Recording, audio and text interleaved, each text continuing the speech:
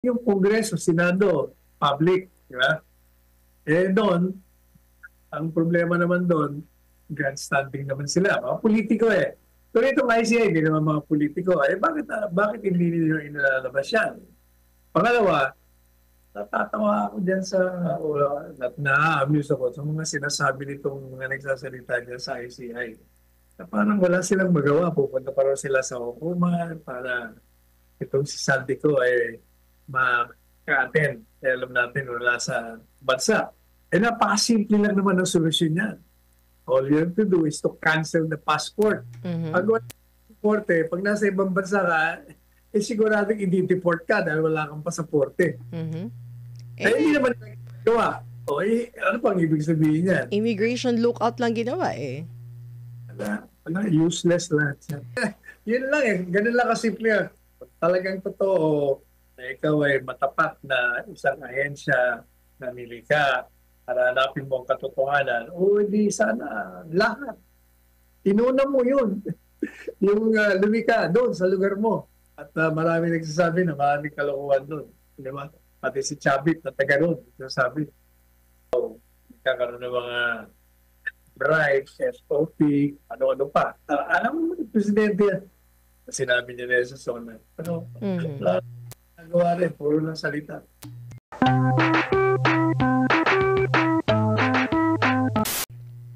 Ano bang survey yan?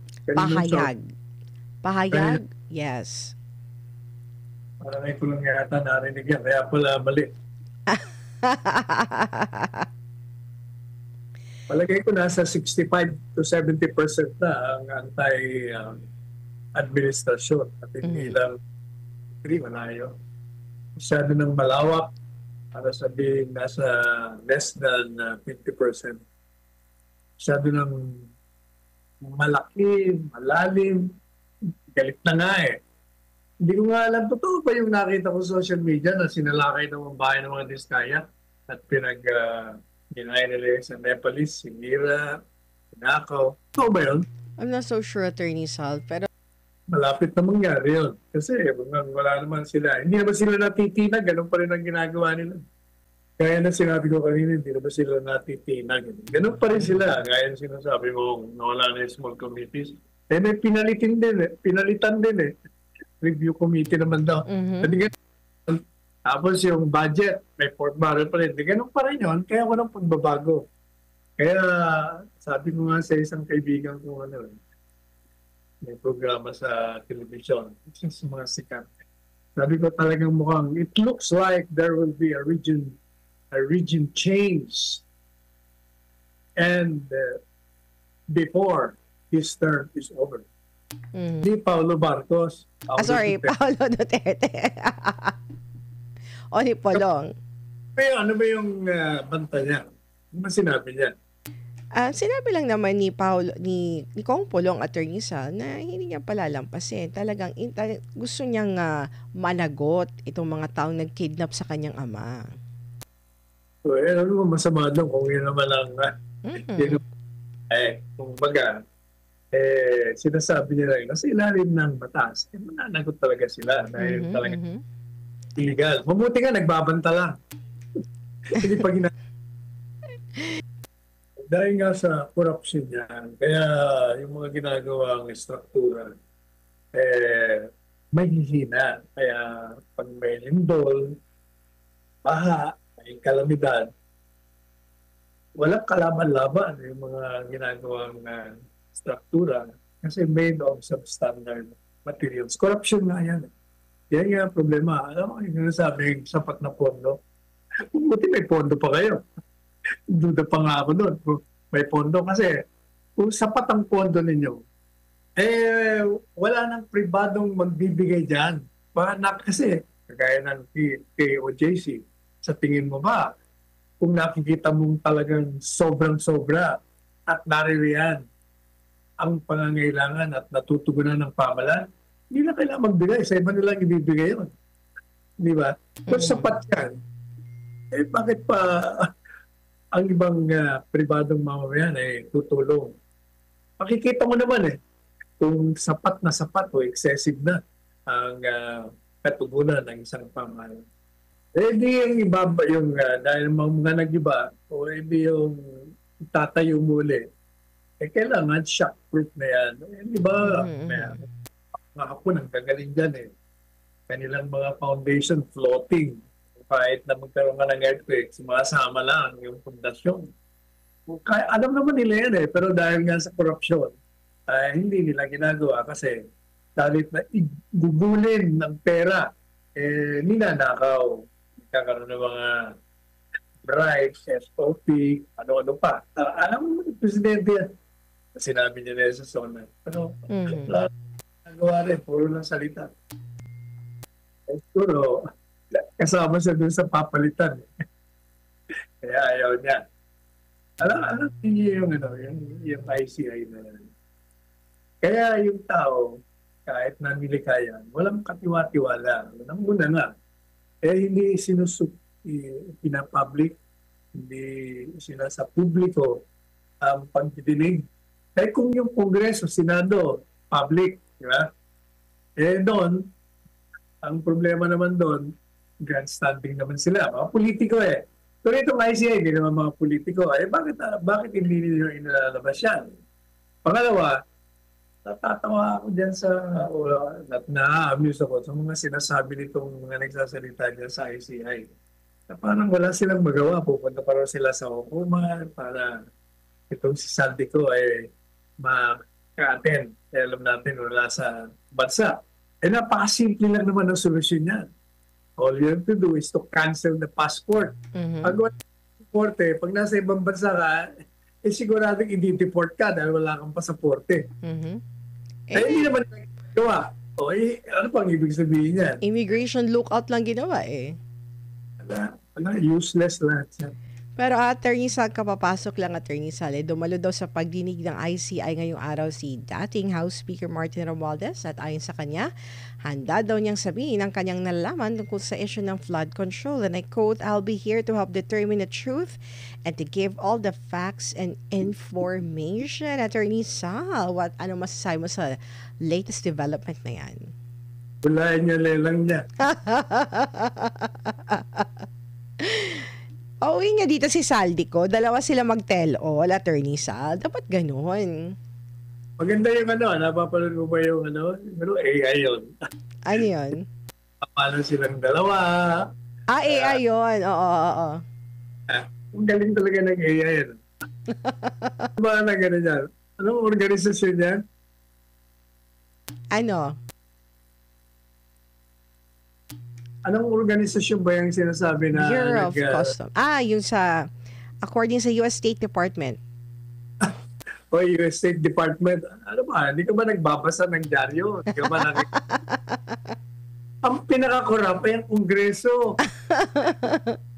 Tapos walang binatbat yan. Cost of, kumbaga, mamera lang yan. Ito trillion eh. Mhm. Wala sa Diba? kalingkingan, Attorney Sal, ng customs, ang Kongreso, sa tingin mo? Walang binatbat yan. Ganitong US. It truth to tell, kung tatanungin mo anong ahensya ng gobyerno ang pinaka-corrupt. Hindi ahensya, yung mismong gobyerno ang corrupt. Hanggang ang tambayan ng Pilipino ay hindi binibigyan ng libreng formal na edukasyon. Talagang hindi tayo aaw. Paulit-ulit lang yan. Yung daw, Attorney Sal, yung hearing, photo ops and everything, wala naman daw talaga nangyayari. Kasi hindi kayang i-broadcast eh. Dapat binobroadcast daw, Attorney Sal, para malaman ng taong bayan. Alam mo, ang dahilan kung bakit hindi na ma-broadcast yan. Kasi Bakit? darating yung mga testigo dyan at sasabihin ang totoo, makikita na kung sino yung mga involved. Mhm. Sabi ng ICI, wala naman daw involved daw na government official. Tama ba yung pagkaintindi ko so far? Lahat na nga na mantsahan eh. Kasi hindi lang ginangalanan pa yung pinaka-utak. Mhm, mhm. Pabuti pa si Kiko, alam niya. Kaya kita mo, nagrarally na yung mga bata dun sa Forbes. Si Tas Kiko Bersaga. What's your take kay Kiko Bersaga, Attorney Sal? So, kaya alam mo, marami naiingit dyan ng mga matatagal na dyan sa Kongreso. Naunahan sila eh. Mhm. Siguro gusto nila sana maging kagaya ni Kiko. Pero wala, kinain na sila ng sistema. Mabuti itong si Kiko, nagmana sa tatay. Yung tatay niya, ano eh. Hindi mo rin makontrol ng tatay noon. Talagang pag babanat yun, bumabanat eh. Ay, mabuti yan. Mhm. Kaya, i-encourage natin. Keep on fighting, Kiko. Kaya sabi ko sa mga nagte-text sa atin puro kayo reklamo eh. Sumama kayo, Kiko, sa mga rally, basta mapayapa. Sabi naman ni Sara Nakamura, Attorney Panelo always present sa rally dito sa Japan. Pero kung pangungunahan ni Aimee ay people power, uuwi ako sa Pilipinas para sumama sa people power ni BBM resign. Aimee Marcos studied the people power, Attorney Sal. Ano masasabi mo dyan? Kasi Sara, mukhang ikaw parang State Department. Bukod, hindi ka nakikinig. Mhm. Na natin hindi mapagkakatiwalaan yung sinasabi mong yan. Ano ka ba? Saan ka ba? Nasaan ka? Are you with us? Ganun, Attorney Sal? Ganun ba? Sabi naman ni Edna Mendoza, kung si BBM ay mag-command sa ICC na pabalikin na si FPRRD, gagawin ba ng ICC? Alam po ninyo, matagal na natin sinasabi. Kung gusto ng gobyerno, kayang pabalikin yan. Kung si Tebes na natalo tayo sa extradition, talo tayo doon nagapila, talo pa rin. Napabalik nga Madaling sabi, meron na tayong record na kaya ng gobyerno. Hindi ba yan din ang aking, yan ang aking posisyon sa petition for a writ of habeas corpus na pinahil namin ng anak kong abogado si Paolo. Na if the Supreme Court can compel this government. Why? Because the government has committed an illegal act and therefore it can compel the government to correct its wrong. Kayang-kaya ng gobyerno kung gusto. Unang-una, sila nga nagpakulong Sila nagpa-aresto. Sila nagpatapon. Sila ang gumawa Sila ang utak nga sa ginawa nila. Marcos, Lantara, inamin na nga ano bang pag-amin na sinabi nila? Walang jurisdiction. Yeah? Pero, nung nag-issue ng warrant of arrest at pinakiusapan ng Interpol na isang ahente lamang nila na kung ang yung principal mo walang jurisdiction, di lalo walang jurisdiction ito walang kapangyarihan ng Interpol. Sino ba pumayag? Di ba ang gobyerno? O madalit sabi, di gobyerno talaga nasa likod ng illegal na pag-aaresto ng Presidente Duterte at pagpapatapon sa kanya. Yun ang sobrang liwanag. Maliwanag pa sa sikat ng araw. Mhm.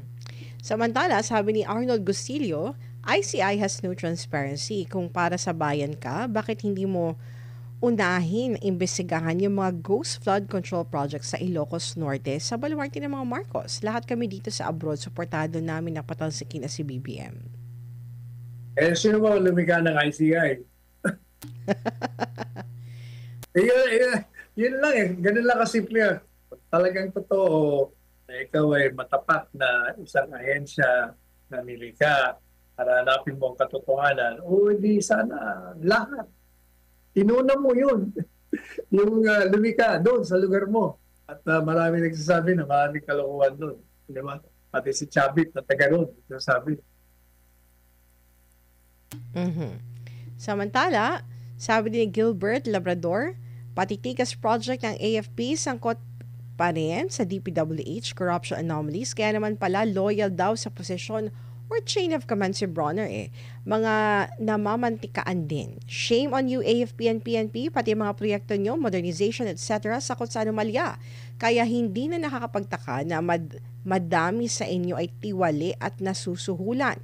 Crocs, institution din kayo, kawawa ang taong bayan. Pandemic of corruption na ang nagpapabulok sa bansang Pilipinas. There is a pandemic of corruption sa ating bansa, Attorney Sal. Alam po ninyo, yung militar, gaya ng sinasabi na natin, 95% dyan ng pulis, ng military, puro puro kontra yan. Tahimik lang yan, naghihintay lang talaga yan sa warm bodies na makikita nila sa kalsada. Yung 5% yung mga opisyalis yan, sila Browner yan. Pero pag nakita na nila, pati magbabaliktaran yan, di ba? Tingnan mo yung nakaraan. Di ba? Baliktaran natin yung chief of staff. They withdrew support. Ganon yan. Maniwala ka, Hana. Deja vu yan. Deja vu. Sabi naman ni Maldita Mi, parang maganda po sa harap ng Supreme Court mag-rally kasi nagiging accomplice na sila sa pangungurakot ni BBM. Basta kasi ikaw BBM resign kasi hindi matatapos ang korupsyon at anay if hindi maaalis si BBM. Attorney. Kaya huwag ka na magiging maldita sa salita. Gawin mo lang sa gawa. Punta ka na sa mag-rally. Basta magpapala ka kasi tandaan po natin, isang karapatan ang magpayag ng damdamin, isang karapatan din ang magmarcha sa kalye, ang karapatan din ang magbuo ng mga organisasyon upang ihayag mo ang iyong puot at galit sa mga tiwaling mga opisyalis ng gobyerno. Huwag kayong matakot, makipak. Sabi nga ng panahon namin. Sabi naman ni Shana, lahat ng kasamaan ay ginagawa ng Pangulo para magalit ang mga tao. Sobra na, mag-aalsa na ang taong bayan para Pangulo at pinsan ipalitan. Ang Pangulo ay tax evader din. Dapat din magbayad ng higit $200,000 million sa tax na tinakbuhan. Pangulo ay magnanakaw kaya dapat ay palitan. Panay kabalbalan na ginagawa, hindi para magserbisyo, hindi bababa sa pwesto o hindi bababa sa pwesto kaya kalad ka rin palabas ng Malacanang. Hindi na kailangan ng hair follicle test na higit na sa pananalita at itsura na tunay na gumagamit. Busy sa pagnanakaw ang Pangulo, yan ang ginagawa sa loob ng 3 taon. Umutang uli ng 6.7 trillion para gastahin sa higit 2 taon. Nakuha na ang benepisyo ng mag-resign si Santiago dahil kaalyado. Hindi pa binibitawan ng pwesto kung kalaban ang may kaso, agad may aksyon. Kung kaalyado, protektado at walang kaso. Galit na yung mga viewers mo, Attorney Sal, ha? Ito yung mga sinasabi nila. Mali nga yung text rin, sabi niya, mag-aalsa na ang taong bayan. Ano mag-aalsa? Nag-aalsa na nga. Ano ba tawag mo doon sa ginagawa kaya? Nag-uumpisa na. Naumpisahan na. Papunta na lahat doon. Sabi ni Rainier Yonko, bakit po hindi mapatupad sa ICC? Yan yung mga katwiran na tama naman po. Ayaw po nila pakinggan o sadyang totoo o bayad na rin sila ng ICC? Alin daw, alin ang hindi nagpapatupad ng katwiran ng ICC? Yung sabi niya, bayad ng ICC. Ganito yan. Alam po ninyo ang International Criminal Court. Ang kanilang reputasyon ngayon ay mansyadong-mansyado na. Dahil yung mga nakarang record nila, marami ng irregularidad, marami ding mga katiwalian. At sila ay inaakusahan na kayo dyan sa ICC. Ang tinutugis nyo lamang ay yung lahing itim, black race. Wala pa kayong tinugis na puti. Puro mga itim. O ngayon, medyo lumiko kayo ng konti, naging brown. O kasi nga, it wants to justify its existence. Kaya gusto nilang maging trophy itong si Presidente Duterte. Dahil marami na ako nagkakaalasa. Kita nyo yung mga malalaking bansa. Hindi miyembro. Yung Amerikano na hindi miyembro na siya isa sa pinakamalaking nagko-contribute ng pondo. Tinanggalan na sila ng pondo. Kaya ang kanilang buhay talaga nanganganib na mawala sila sa balat ng lupa. Sabi naman ni Melanie Montemayor, magandang araw, Attorney Panelo, wala kasing pinopolitika nila yung mga Duterte. Grabe, ang problema yung Supreme Court ngayon, parang natapalan na rin ng pera. Dami nang iniisip ng anggulo ng ating mga kababayan, Attorney Sal. Kaya hindi ako naniniwala na Korte Suprema na tapalan ng pera. Nakikita naman natin may mga decision yung sa impeachment ni Inday Sara, tama naman ang kanilang naging decision doon. Yung sa habeas corpus, tayo yung umaasa pa rin na magkakaroon ng resolution dyan. natatagalan nga lang. Maraming trabaho. Sabi naman ni Allen Valdenebro, attorney, ano po kailangan gawin para makalabas si Tatay Digong? Hindi lumabas sa kalye. Kailangan talaga regular, sistematiko, ang pagmarcha, pag-iingay, ang paggrupo-grupo. Basta mapayapa. Kayo naman parang hindi nyo alam ang kasaysayan ng bansa. Ginawa na natin yan ng People Power 1. Ginawa na ng People Power 2. Alam nyo na kung anong dapat gawin. Our last text message galing kay Alan. Sabi nga, attorney, ayon sa mga paliwanag po niyo, talagang against the law ang ginawa nila kay Tatay Digong at talagang kami ay naguguluhan kung bakit di mailabas si Tatay Digong. Wala na bang mataas pa sa ICC para sila din ay makasuhan? Kasi nga ayaw palabasin. Kaya nga gusto nila, yung dalawang mag-ama, yung Duterte, Inday Sara, kaya nga gusto nilang tanggalin bilang Vice Presidente at para pag nakundi, diskwalipikado ng tumakbo.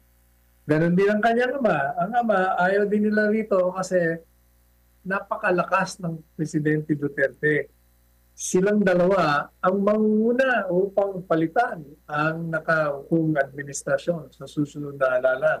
Kaya talagang hindi nila pababalikin yan. Pero, merong perdon. Ang taong bayan na lumikha ng pamalaan kung saan sila ngayon ay binigyan ng kapangyarihan, ang taong bayan din ang sisira at papalit sa mga tao kung ngayon ay pinagkadulo ang ating bansa, ang ating kasarinlan, pinagtraidoran at nilabag ang saligang batas at ang sarili niyang mga kababayan, kanilang kababayan, ay isinuko nila sa isang dayuhan. Ito ay isang sampal sa mukha natin bilang isang bansa.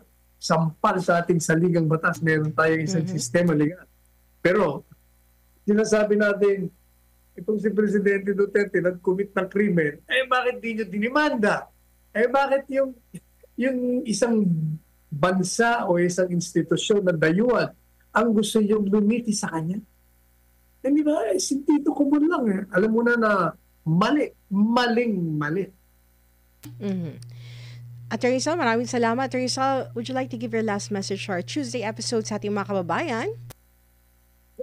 Paulit-ulit lang naman yung mensahe natin. Sumama na ako kasi kayo. Samahan niyo si Kiko. Samahan niyo yung sa November 30, meron. October 20 yata, meron. Lahat samahan yung mga rally kasi iisa lang naman ang If you notice, Ana, iba-iba ang rally. Ang kanilang mga paniniwala pang politika, iba. Ang kaliwa, iba. Ang dilaw, iba. Pero sila-silang lahat, nagkakaisa na bumuo ng kanilang mga grupo upang maglabas, magpahayag ng kanilang damdamin. Kasi nga, common ang issue korupsyon.